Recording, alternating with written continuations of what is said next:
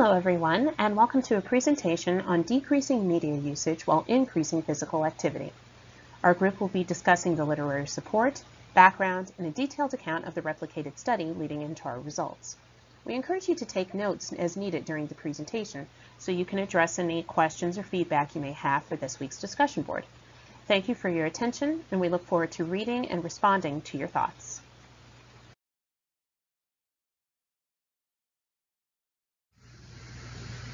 So why address sedentary behavior? What makes it relevant to our replicated study? Well, first of all, there's a direct relationship to obesity, cardiovascular health, metabolic health, and psychosocial health. More specifically, this translates to weight gain and maintenance, but also the connection to our mental health and how we engage with other people on a social level. As we've learned in the past with co-occurring disorders, it compounds on itself and complicates a given situation even more. For example, if an individual is suffering from diabetes and is typically sedentary, legs and feet could be swollen from inactivity, muscles atrophied, and make it difficult to initiate physical activity at all. Age is also an important factor because, naturally, our bodies change and the capabilities along with that. What we were able to do while we were younger, we might not be able to do once we're older. Another concern regarding sedentary behavior is that there are opportunities to engage in potentially unhealthy behaviors while sedentary. Such behaviors could include eating while watching television or using a computer for an extended period of time. These behaviors are not necessarily unhealthy in and of themselves. For instance, as graduate students, our use of electronics and internet is a necessity, so we can't really get around that. But it does still affect us on a physical level. It can even be said that they're a distraction that impede physical activity, even if unintentional. And finally, sedentary behavior has a connection to quality of life and satisfaction of life, which makes sense because physical health has a natural connection to mental health. And I'll elaborate more on that in the supportive studies section. Here's a graph that depicts major contexts of sedentary behavior and presents the corresponding activities that an individual completes in a typical day between eating, driving, working a desk job, leisure time of watching television to going to sleep at night. That makes up a considerable amount of sedentary behavior over the course of the day. As you can see in this example, it comes to a total of nearly 16 hours. Having said that, there is certainly an existing connection between media usage and physical activity. And now let's discuss what the supporting studies have to say and the evidence that connects to our replicated study and its intervention. A study by Marr and colleagues found that satisfaction with life among college students can be attributed to both physical and sedentary activity.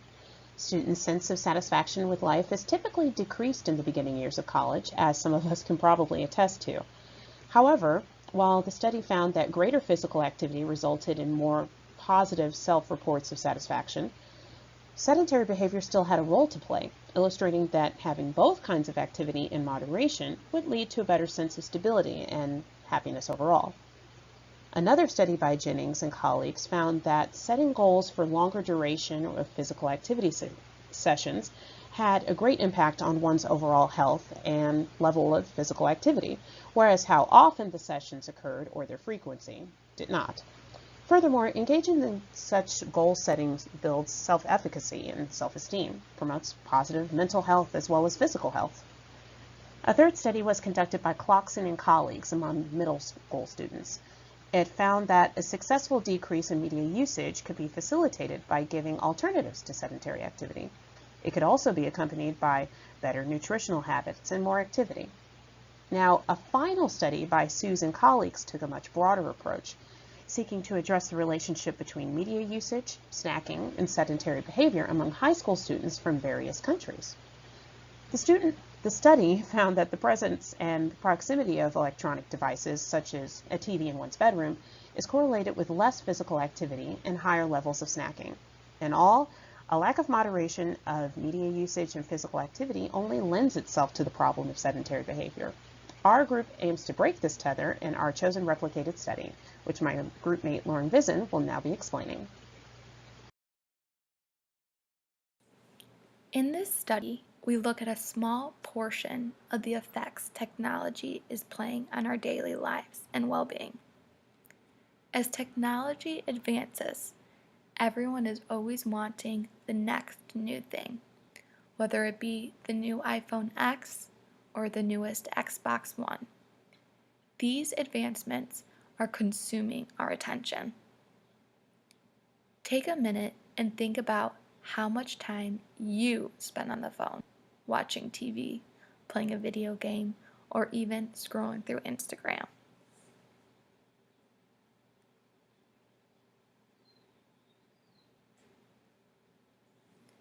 With these advancements, our phones have the capability of telling us this information now to the exact minute.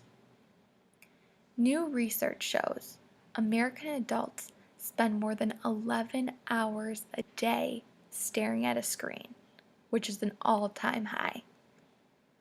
Obviously, this statistic is going to be higher compared to 10 years ago when we didn't have these devices. Now, think about how many hours a day you are awake, and what are you doing with that remaining time?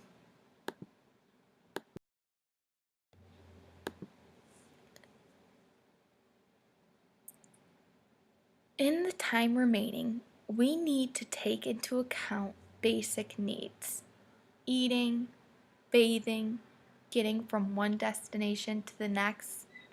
Now add time using technology. How much time is left in your day? This study looks at the effects technology has on our physical activity. When using technology, our bodies are completely stationary. We are zoning in on whatever device, phone, TV, computer, for hours at a time, while not even raising our heart rate. We have no physical activity. The purpose of this study is to determine if an increase in physical activity can lead to a decrease in media usage by making cell phone and internet usage contingent on engagement in physical activity. We conducted a single subject study to determine the effects of an intervention on our behavior. The focus of the study was not to increase physical activity specifically, but as a result of decreasing media usage. Now, Melissa will explain in depth. Hi, my name's Melissa Mooney and I'll be covering the methods section. The participants of our study replication group project included 5 females ages 23 to 33 years old. All 5 participants are students in the Ball State University ABA program. Participants did not previously know each other and have not worked together in the past. Each member lives in a different state within the United States of America. The participants' schedules varied, but the study was adapted to accommodate individual differences in scheduling. At the start of the project, the participants agreed that it would be beneficial for them to increase physical activity while decreasing excessive media usage. Each participant tracked their steps for 8 hours a day across contexts, including work and home, using a cell phone app that tracks steps. They manually recorded how many hours they spent using media each day. The materials used for this study included both Android and iPhone cell phones. Both Android and iPhone cell phones come with health apps that track physical activity, including steps taken. Participants who used Android cell phones used the app called Samsung Health. Participants who used iPhones used the app called Health. Participants carried their phones with them throughout the day, and both apps functioned as pedometers automatically.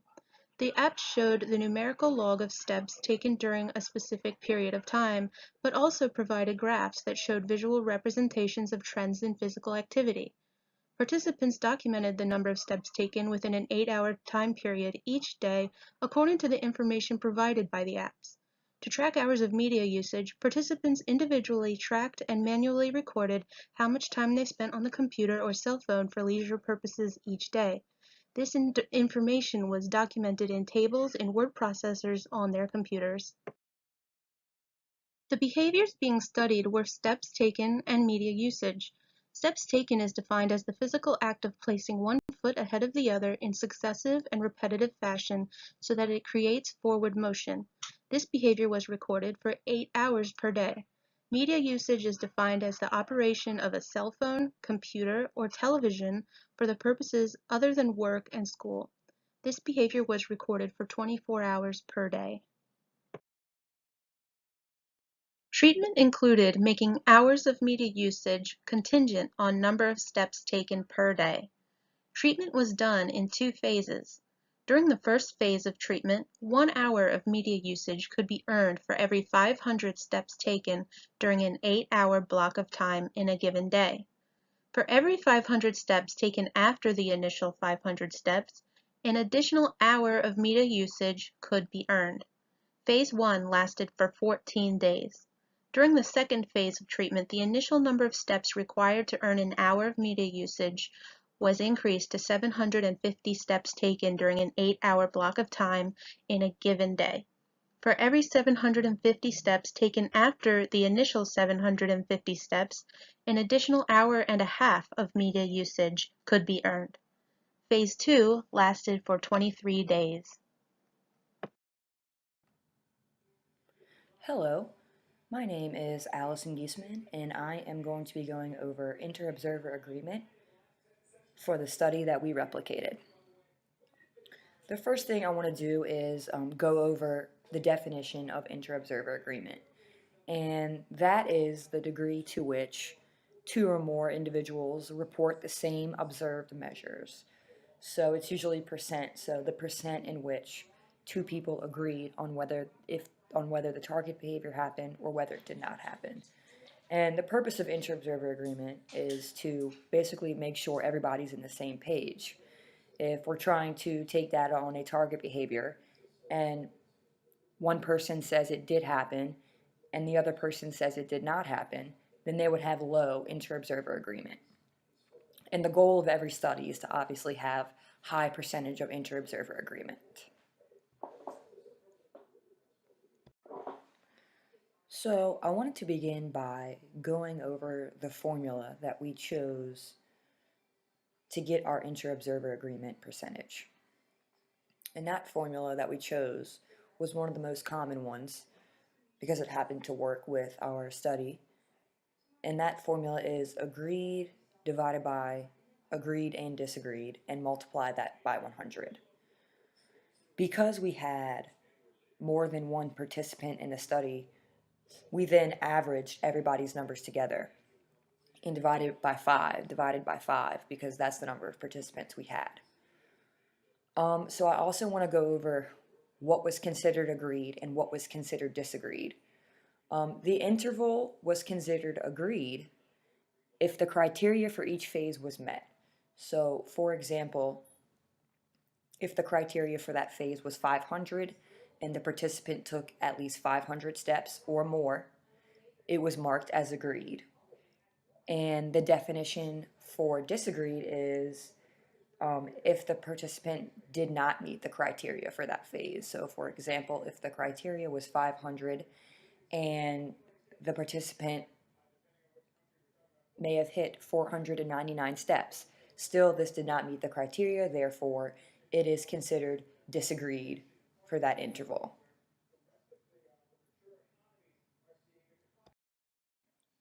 For the purpose of this study, we calculated IOA for each phase. It's important to note that we used a changing criterion design, so the criteria for reinforcement is going to increase depending on what phase you're on. For phase 1, there was a criteria of 500 steps and a total of 14 days, and the criteria for phase 2 was 750 steps with 23 days.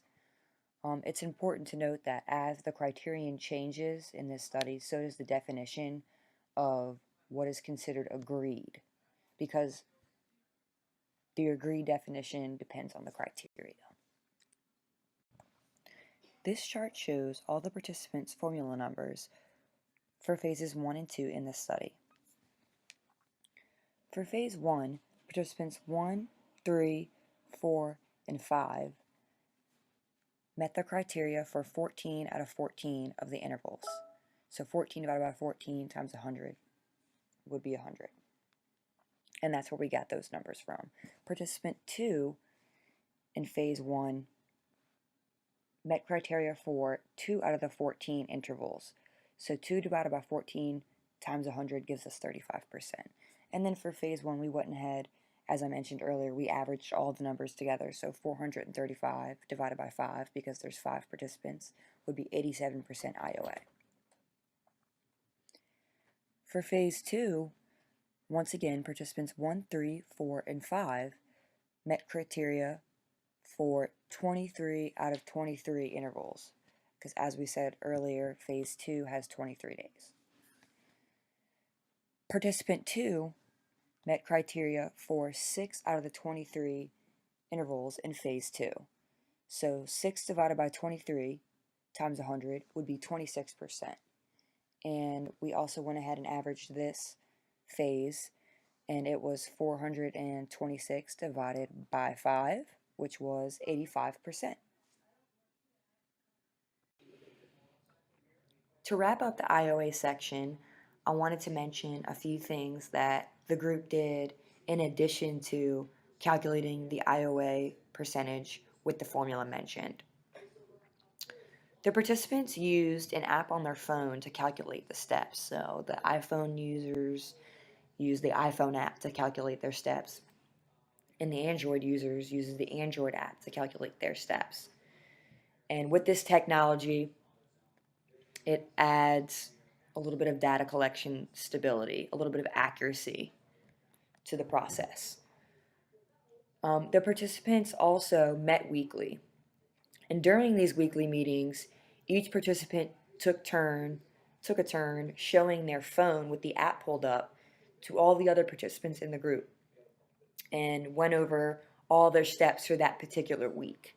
And what this does is it adds a little bit of in-person accountability, which Lacey is going to mention later in the limitation section, that there was not a lot of in-person accountability as compared to the original study.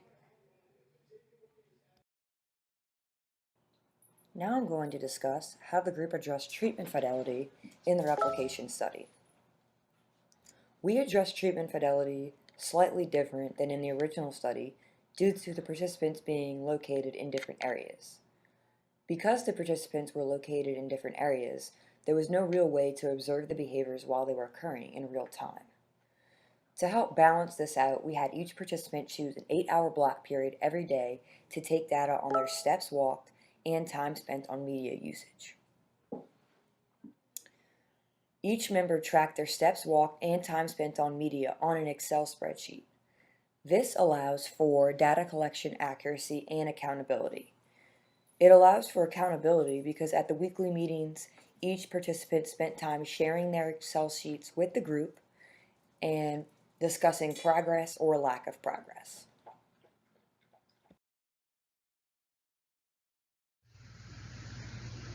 For my results regarding steps taken across the baseline and intervention phases, you can see that my numbers consistently went up and at a consistent pace.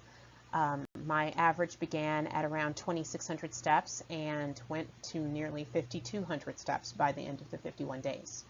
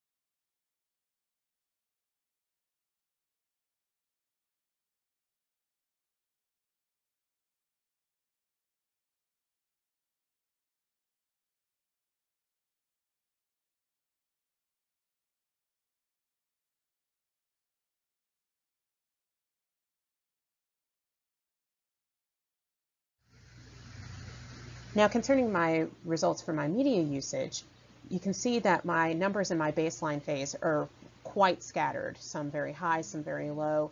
And the average comes in, though, because of that, at around 53. And notice that it's the same average that I have in minutes of media usage for phase 1.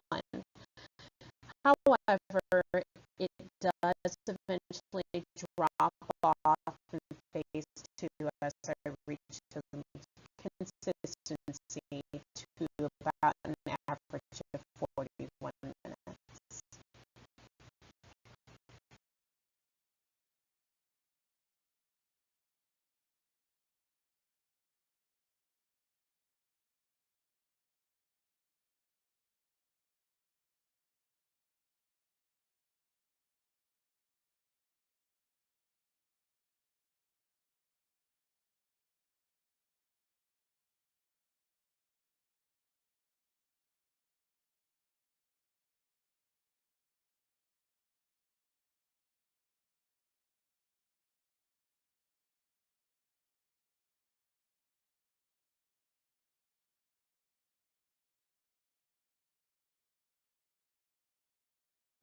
Here are my results for physical activity. As you can see, my steps taken increased between the baseline and phase 1 from an average of 203 steps taken per day to 458. However, between phase 1 and phase 2, my physical activity decreased from 458 to 391 steps taken per day. This is because I was not able to meet any criteria in phase 1 due to being disabled, so less effort was put into phase 2 since requirements were even higher. Here are my results for media usage. During baseline, my average hours of media usage was 6 hours per day. However, due to being unable to meet the criteria in phase 1 and 2, no hours of media usage were earned. My average steps during baseline was 4,575 steps. The average during phase 1 was 7,818 steps, and phase 2 an average of 9,609 steps. As you can see, my data varied depending on my day. However, the average did increase from baseline to phase 1 and then from phase 1 to phase 2.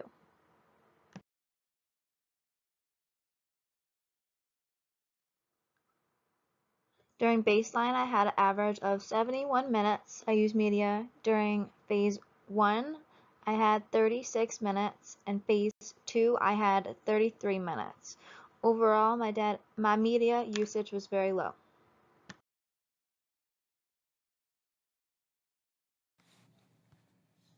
Graph 1 shows the steps taken per day throughout the study. Baseline phase has a range of 3,185 to 12,613, with an average of 7,079. Phase 1 has a range of 3,076 to 11,607, with an average of 8,133.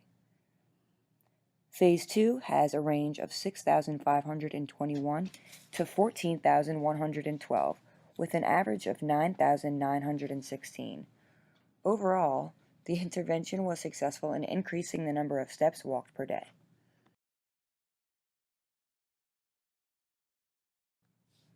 This graph shows the hours spent per day on media throughout the study. Baseline has a range of 2 to 6 with an average of 3.7. Phase 1 has a range of 2 to 4 with an average of 3. Phase 2 has a range of 1 to 4 with an average of 2.5. Overall, the intervention was successful in decreasing the amount of time spent using media.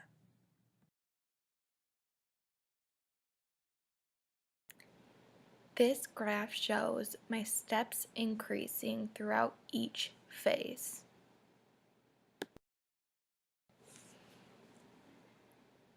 The media graph shows the percentage of time I spent using media throughout each phase.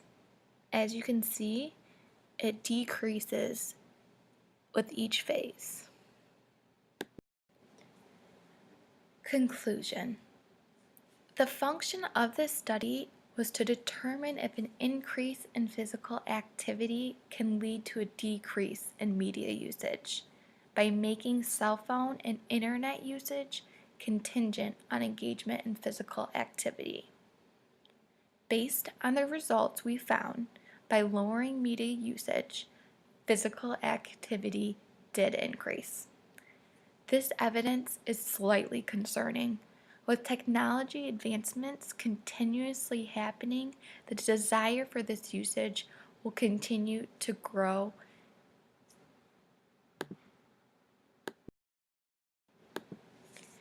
In return, this lack of physical activity will increase obesity in kids, teenagers, and adults. These studies' findings make it crucial for more research to be conducted so people can be more aware of the harm that comes with overusage of media. Parents and teachers need to inform the adolescents to take responsibility for their actions and understand the repercussions that come with it in the future. If you would like further information, we have attached the article we based our study on, as well as other sites we have used that help us gather information. Thank you.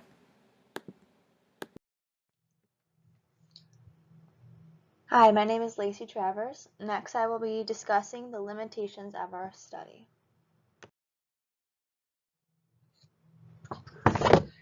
To start, I will be talking about our limitations on collecting IOA data. Due to this being an online course, we could not be in person to observe one another. We all had to hold ourselves accountable for collecting our own data and making sure it was accurate. In the original study, there were 2 other individuals involved in addition to the researcher and the participant. The child's parent served as the coach and monitored the child's adherence to the program requirements, the child's data collection, and the consequences for completing the target behavior. In the original study, there was also a research assistant who assisted the parent that was implementing the program in monitoring the child's data. In the original study, the participant was using a tread climber and the miles traveled was recorded.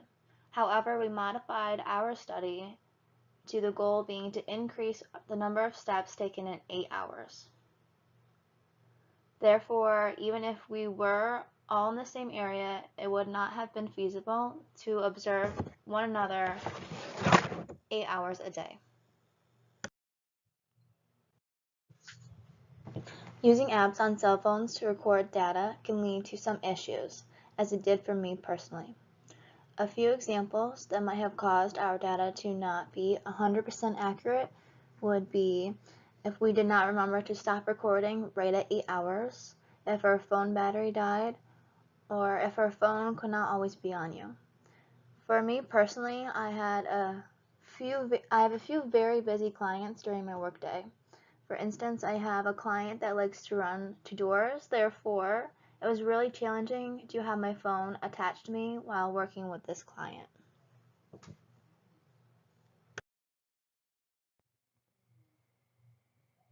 Having the same goals for all 5 of us group members was not ideal. Setting the same goals for everyone in the group may have led the motivation of increasing steps to be too high or too low. If this was an individual study, the goals would have been based off of one's own baseline results.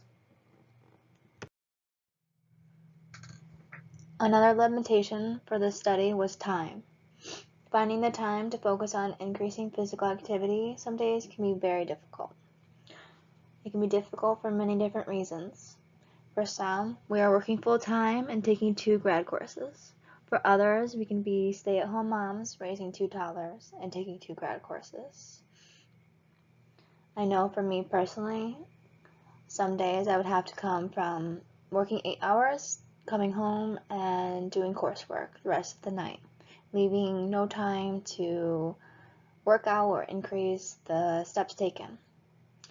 The participant an original study was a 14-year-old who was prescribed by her physician and her counselor to engage in increased levels of physical activity to deal with boredom and complaints of unhappiness in her levels of physical activity.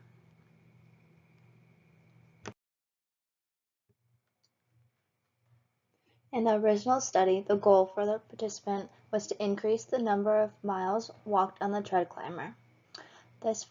Therefore, this was easy to record. The participant activity on the tread climber was monitored and recorded for a 2-week period. The miles walked was examined in frequency, speed, and distance traveled. For our study, as stated earlier, we modified this to increasing our steps in an 8-hour period as a way to show an increase in physical activity. However, there is a limitation to recording an increase in physical activity by recording steps taken. As all of us have discussed, we may have increased our workouts, but it may have not shown in our data. This is because they may have been workouts that don't drastically increase steps taken, such as yoga, arm workouts, or other forms of workout videos. The last limitation I will be discussing is only being able to change one's daily routine to a certain degree. For example, if someone recorded their 8 hours during the workday and if they have a desk job, or another example, if on a weekend day you'll be spending hours in a car traveling, or like weather difference. Since I live in Florida, it might be easier for me to go outside and walk or get exercise versus someone that might live somewhere where it's really cold.